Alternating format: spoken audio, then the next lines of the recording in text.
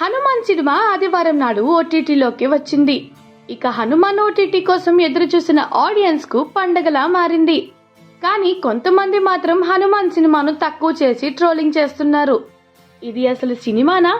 దీని విఎఫ్ఎక్స్ గురించా ఇంతలా అందరూ మాట్లాడుకున్నారు?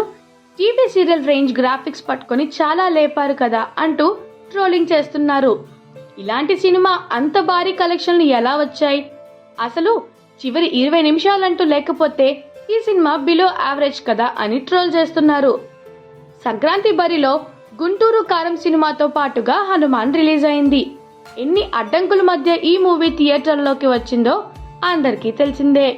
ముందు రోజు వందల వేల సంఖ్యలో పెయిడ్ ప్రీమియర్లు వేశారు. ఈ ప్రీమియర్లతోనే దాదాపు 2.5 కోట్ల కలెక్షన్ వచ్చింది. అలా ఈ చిత్రానికి ప్రేక్షకుల నుంచి అదిరిపోయే రెస్పాన్స్ వచ్చింది. ఇక్కడే కాకుండా నార్త్ లోనూ మంచి ఆదరణ దక్కింది.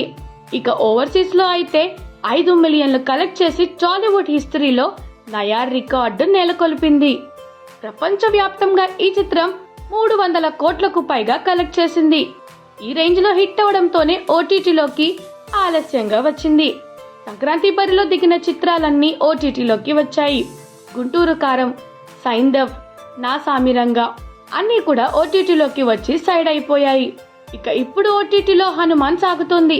కానీ ఈ మూవీ మీద పనిగట్టుకుని కొంతమంది ట్రోలింగ్ చేస్తున్నట్లుగా కనిపిస్తుంది.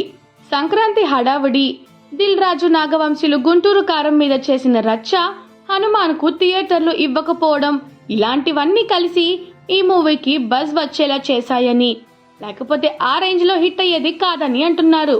హనుమాన్ సినిమా మీద మహేష్ బాబు ఫ్యాన్స్ కావాలనే ఇలా నెగిటివ్ ప్రచారం చేస్తున్నారంటూ సోషల్ మీడియాలో చర్చలు జరుగుతున్నాయి.